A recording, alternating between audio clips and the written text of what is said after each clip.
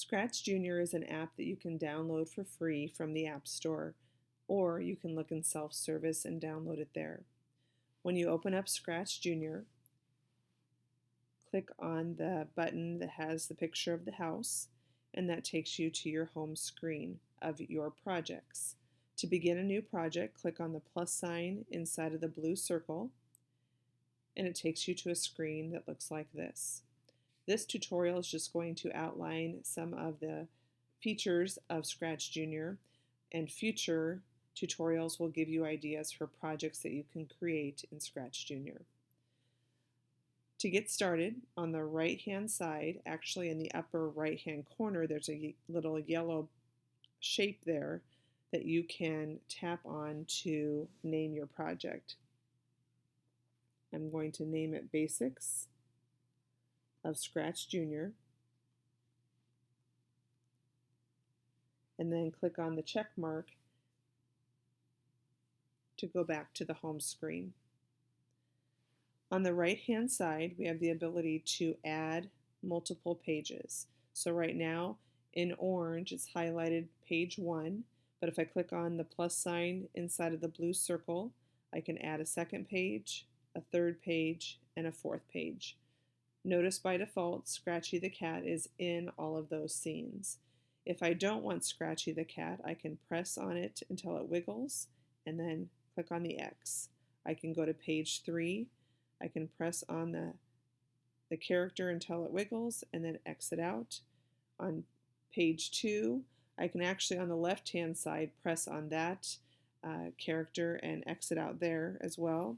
And then page 1, press until it wiggles, exit out. So on the right hand side, we have the ability to name our project and then also insert multiple slides. On the left hand side is where we add characters. So again, that plus sign inside of the blue circle allows us to add characters. There are several pre-made characters that you can choose from. When you select one, it outlines it in orange, and then you simply click on the check mark to add it to your scene. I can add a second character or second object and click on the check mark. Another option that you have when you add a character is to make some edits to that character. So for example, if I choose this Scuba Diver, instead of pressing the check mark, I'm going to press the paintbrush, and that allows me to do some edits. So if I have the red selected at the bottom, I can click on his fins, and that outlines it in red. I can also use the squiggle line up here to maybe add a face to the scuba diver. I can do a reverse pinch and zoom in if I want to get more detailed, let's say on his eyes. If I make a mistake, you can use the arrows in the upper left hand corner to move around and select different colors, make the edits.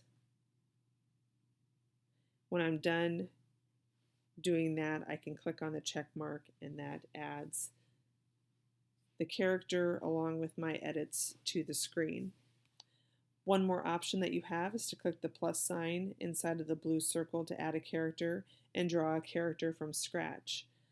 And so when I click on that plus sign, in the upper left hand corner there's always a blank white spot where I can click on that and then use those paintbrush tools to create my own character from scratch. And so different colors, I can maybe make a math problem, or I can use the colors to draw an object for my background.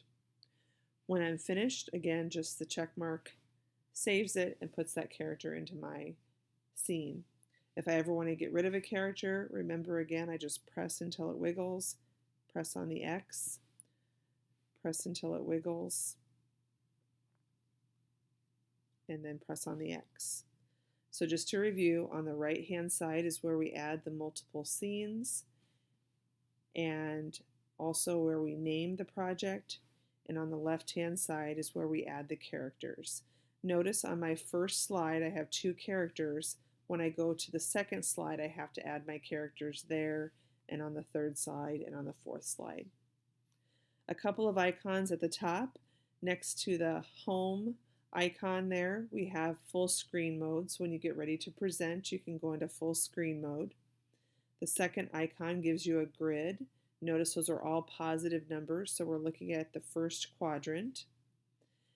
The third icon allows you to pick a background. You can either use one of the pre-made ones, or you can draw your own by selecting that white palette in the upper left-hand corner and then selecting the paintbrush.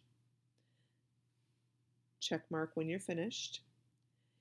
The next icon over, the fourth icon, is the ABC, which allows you to add text to your slide. And then the last one I'll mention here is the green flag. And the green flag is what we'll use to start many of our programs once we get into programming our characters. That's it for this tutorial.